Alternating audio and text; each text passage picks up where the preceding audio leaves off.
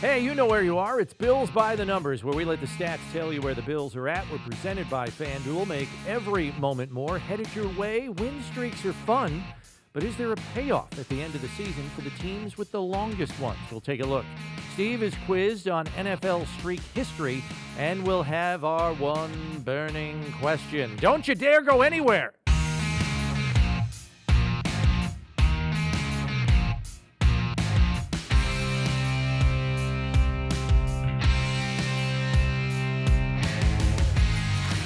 Hey, thanks for joining us. Happy Thanksgiving, everybody. Bills Wall of Famer Steve Tasker, Bills play-by-play man Chris Brown here with you as usual. And the 2024 NFL season has given us a lot to think about already. As the teams that have begun to separate themselves from the pack, I thought it worthwhile to examine which of these upper echelon teams have put together a respectable winning streak thus far this season. So as we begin these three things this week, naturally, the teams with the two best records so far also have the longest winning streaks.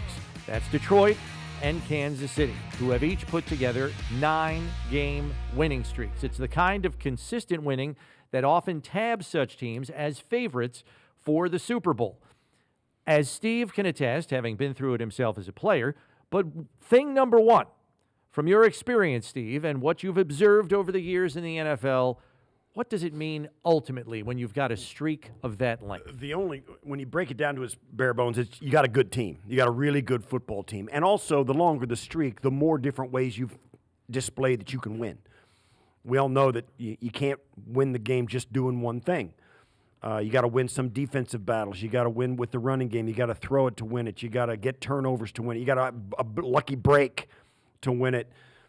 But your team is responsible for putting together whatever effort it has taken over the course of that streak. And the longer the streak, it's twofold. The longer the streak is, the better your team is, and the more ways they can win. And I think it serves them well when they prove to themselves they can win different ways. And I think what's interesting about Detroit and Kansas City in this year's particular top two examples is Detroit is running off and leaving people. They're annihilating teams. Meanwhile, Kansas City, to use a description you have used before, they're playing with their food half the time. Yeah. Like just meandering around, and it's like, okay, when can we just get to the postseason? Yeah.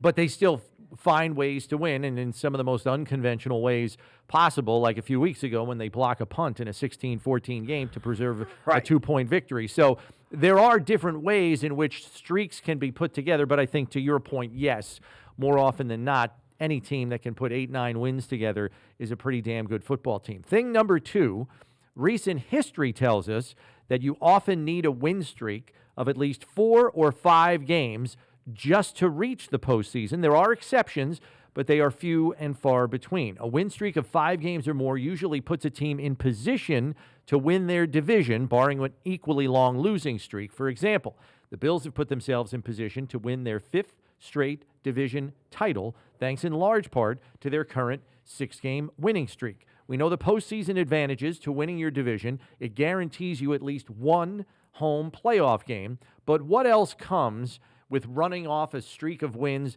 that long for a team with Super Bowl aspirations like the Bills? Is there a psychological benefit? Yeah, you prove to yourself that you can do it a number of different ways. You get more confidence doing it. And I'll say this, too. When you put together, the longer streak you put together, the more likely it is that you're going to pull out some close games, like the blocked field goal for Kansas City, like Buffalo, Tyler Bass hitting a 61-yarder.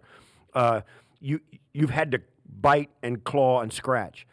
The Detroit winning streak, when they're just running off and leaving people, I don't think you're getting the benefit from it because you've never been tested. You've never had to come back from a 10-point deficit in one quarter. You've never had to – you got to get a timely turnover. You're not going to run out of possessions. You get battle-tested and you get confidence in the worst situations that you still have hope and can play. You still keep playing hard. It is a thing to gain confidence because you have overcome certain things. Plus, you get the ability to, whenever game you're in, and it's in a battle, you're in a close game, you see the path to victory. You see how you should play this team to win. Yeah. You know what you're going to need to do to win that game. And to a man on the sideline, the coaching staff, you all feel it together. There's power in that. And that's why you see teams like the Patriots when they're coming back from 28-3 in a Super Bowl. There's power in the collective consciousness of game. Listen, hey, we're right. We all know what we got to do. Let's do it. And not just knowing generally speaking, hey, we got to play better. We got to get a turnover. No, we got to score on this drive. No, we got to stay on the field on this possession. Those kind of specific collective, facts carry you through those tough times. And those are what you find in a long winning streak. And that's why the Bills' win over the Chiefs, prior to the bye was, I think, pretty important for this iteration of the Bills. As Coach McDermott says, every year, every team is different. And this team is maybe more different than the past several years because of the player turnover, to maybe even to a certain extent coaching turnover, coordinator turnover in terms of who's calling the plays. And they needed to know they could beat that iteration of the Chiefs. And now going into the playoffs, they know they can. To me, there's a psychological benefit there. Not only that, and it's a great example of what I was just talking about as well. Who in that stadium didn't know, particularly on the field for the Bills, who didn't know the Bills had to score that touchdown on the 4th and 2 with Josh Allen running? Who didn't know they didn't have to go up by 9 against Pat Mahomes in that moment? Everybody knew it, and everybody on the field knew it. There's power in that. Yeah. And the Bills able to get it done, but they knew it. And that's an example that even the fans could feel against a team like Pat Mahomes and Andy Reid. We've seen that movie. Yeah. You got to do this if you're going to win, and the Bills got it done.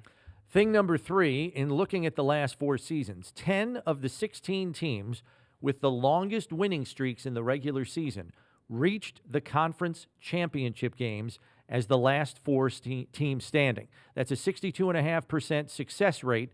What does that say to you? It means exactly what we've been talking about. It just confirms what we've been saying. Great teams that put together long streaks can do it a number of ways, and that's what you got to win in the playoffs. You're going to meet a good team in the playoffs, a team that may not just be good, but also may be getting better and hot and confident. This kind of thing, this kind of stat where, over half of these teams that put together the longest streaks get to the conference championship, they're talented, they're deep, they can overcome things, even internal problems, injuries, turnovers, penalties. They're self-inflicted wounds. They can overcome those. They can rise above more obstacles than a regular team does. They need less things going their way to do it, and things really almost never go your way in the playoffs. Yeah, and to take that number even a step further, in the last 2 years, 3 of the 4 teams with the longest streaks have reached at least the conference championship game. And I know there are coaches across the NFL who say more often than not you learn more from a loss than you do from a victory.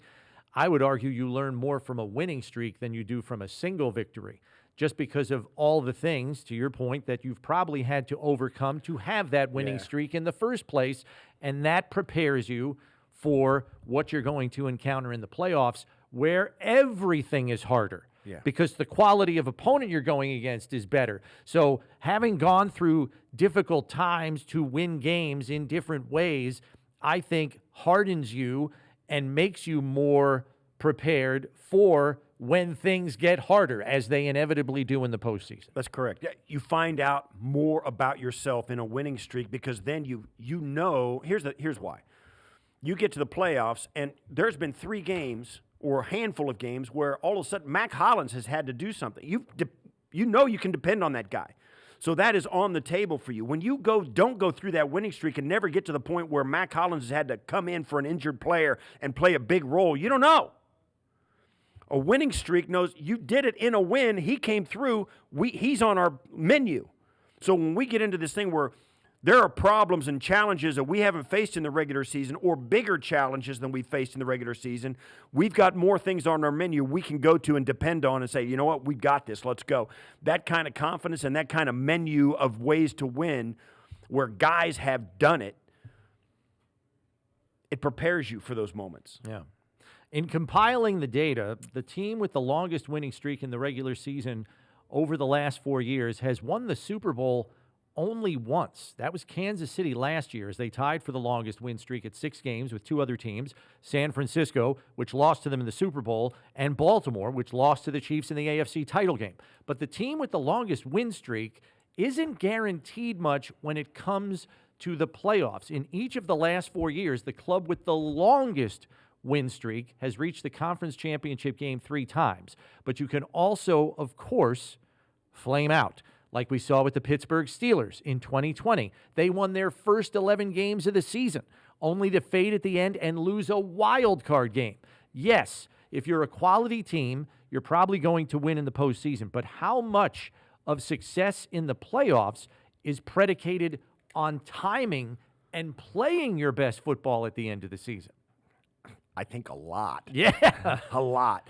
We've seen, and I've said this in the regular Daily Show a lot lately, you get a team like Baltimore, they came out like gangbusters. They got 4 losses. It's hard to maintain that level. That's why, for me, Detroit is a real great case study because they are humming along and have been humming along for 3 months. 4 months now almost. They are going and going hard. Can they keep that up throughout the playoffs when the football gets harder and they've come a longer way playing that kind of football? It's hard to play elite, high-level football week after week after week after week, again, in this league, against no matter what schedule strength you have. It's hard to do because one guy gets hurt and the ripple effects, okay, now it's a little harder to do it, but we still got it done. Then another guy gets hurt, now it's really hard. And then all of a sudden, you've got this rash of injuries or a guy who doesn't play well or one key injury or a bad turnover. Yeah. And all of a sudden, now you're starting to question, oh, well, maybe we need to fix this a little something. You're not as humming anymore. And now you're playing a really good team who can really hammer it and match up with you really in a tough way. It's hard to keep that going. Yeah, it's hard to keep it going. With this specific portion of the discussion, I'm reminded of the Eagles team last year. 2 years ago, they go all the way to the Super Bowl and, lose ultimately to the Chiefs. But they come back the following year, 2023, and they start like 10-2.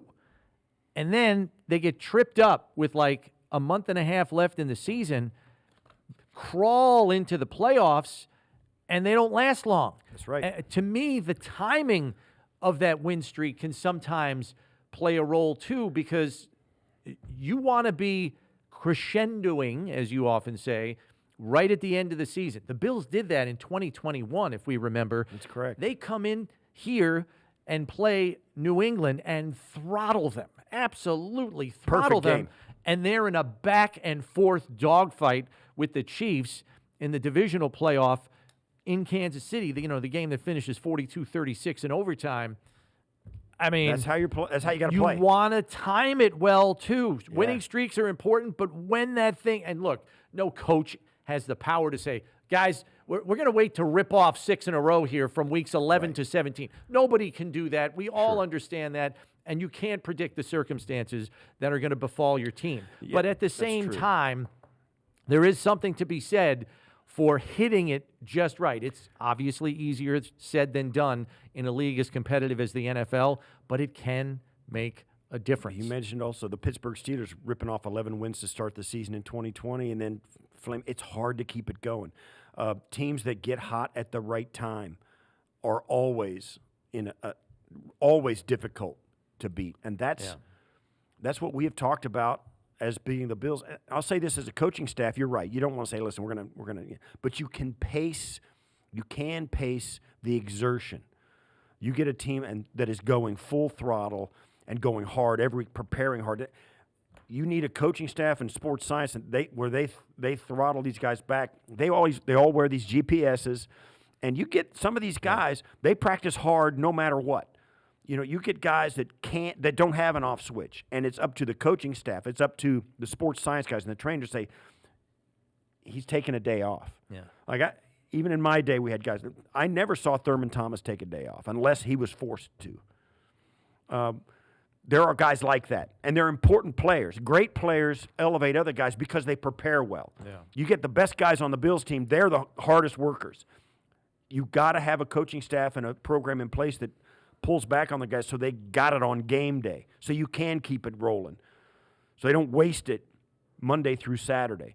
There's a lot in this. There's a million moving parts in these football teams, and all of it goes into the stew that comes out on Sunday afternoon, and you got to win. And to use an example of how the health of your team can be a factor, too, as we saw with the Bills when they faced the Chiefs in the divisional playoff last year without Terrell Bernard, Matt Milano, Taylor Rapp, Tre'Davious White, or the 49ers in 2022 when they're down to their fourth quarterback. That's right. And they finished the game with McCaffrey at QB in the NFC title game against the Eagles, despite having the longest win streak in that season of 10 games that year. It makes a difference. Let's dive further into NFL win streaks in the numbers game, where Steve will be quizzed as usual. Here we go. Question number 1. What NFL team holds the record for longest regular season winning streak? And so you know, Steve, this can overlap one regular season into the next. Got to be the Patriots. It is not the Patriots. It's got to be the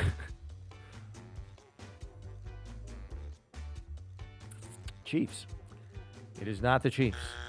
Dolphins. It is the Indianapolis Colts of 2008, 2009, 23 games.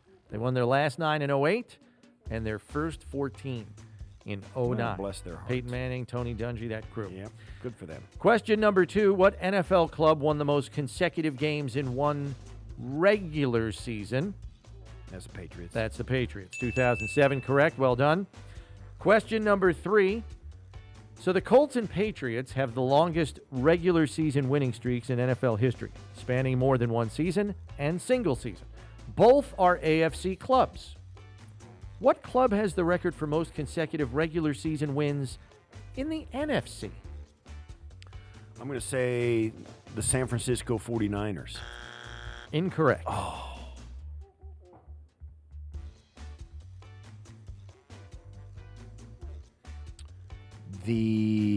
I'm going to say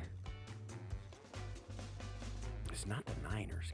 Okay, I'm going to say I got to look at a list. I'm going to forget somebody. Okay.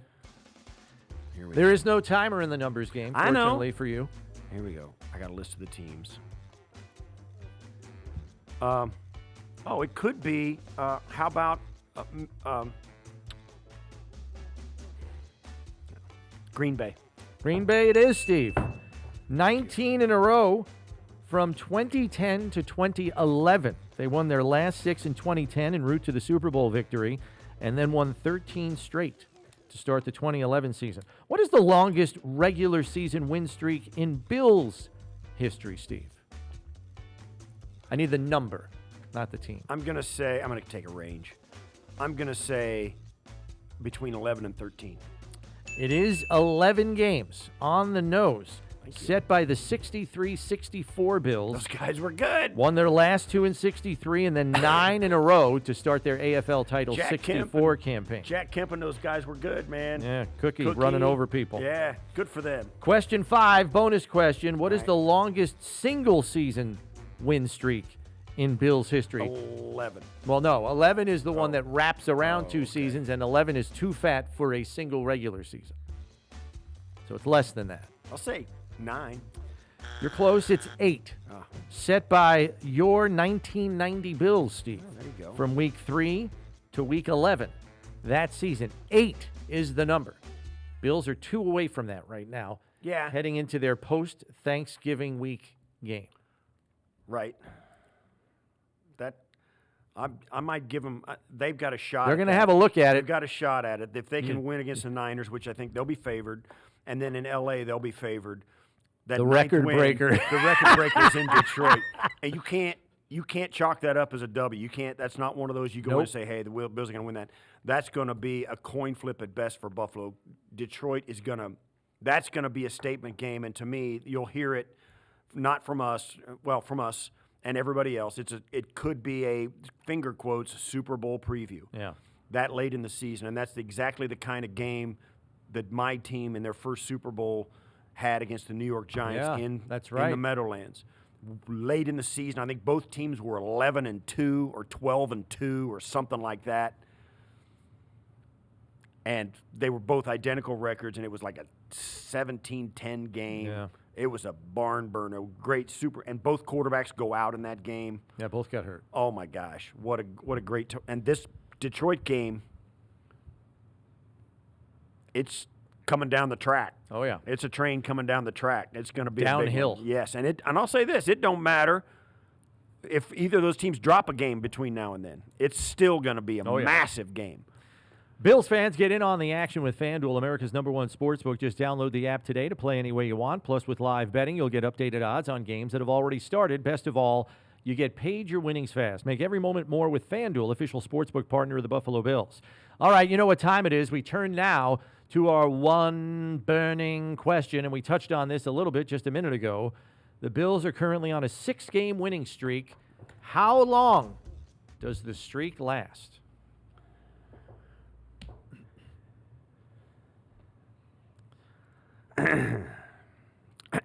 As Steve consults his schedule. I will say, I was going to say 8 because because if they get 8 or go 9, if you give them the Detroit game and go 9, then you got Patriots, Jets, Patriots. That goes 12. Yeah. That's a fat number. So I'm going to give them 8 and say you can, and I'm not saying they're absolutely going to beat the Niners, absolutely beat the Rams, but they're favored in the next 2 games, the Niners, Rams, and they're coming off a bye. They're going to be fresh. They're going to be, let's go. I'm going to say 8. Yeah. I'm going to say 8. I'm in the same exact place.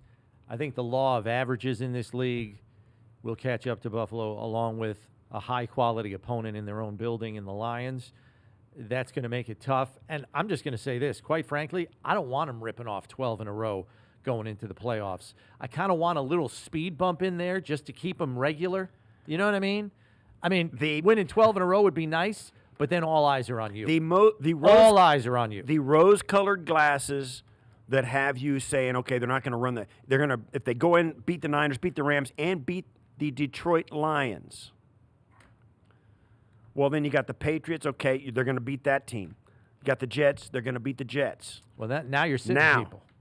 Now you're sitting people. Week 18. What's on the line? Mitch Trubisky's in the game. Ty Johnson takes the start.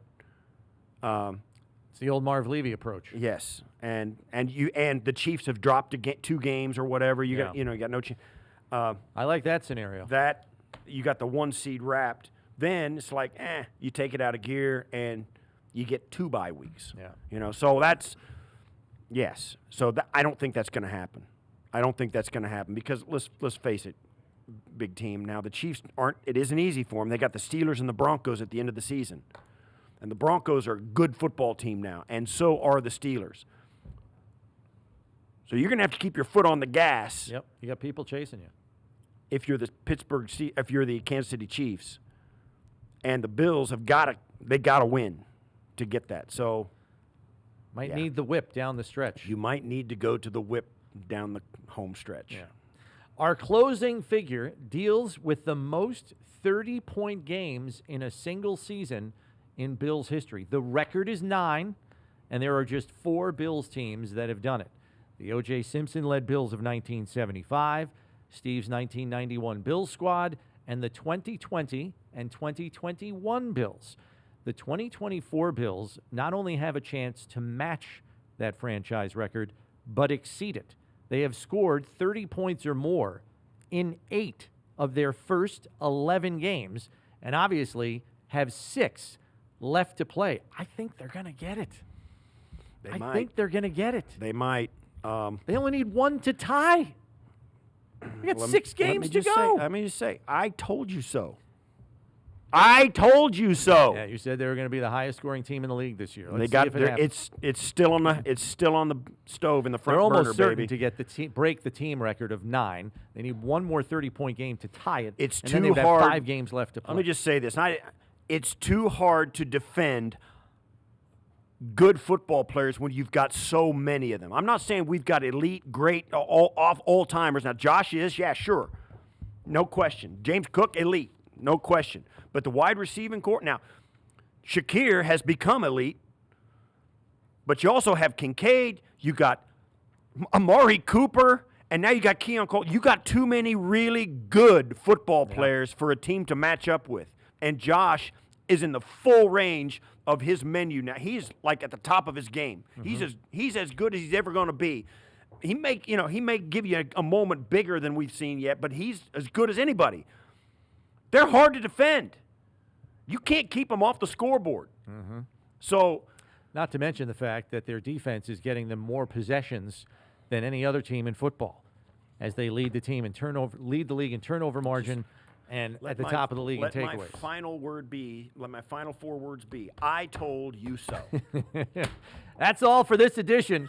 Be sure to subscribe to Bills by the Numbers on whatever podcast platform you use, so you're notified when the next episode is out. Because when you need to know about the Bills, you need to check Bills by the Numbers. For Steve Tasker, I'm Chris Brown.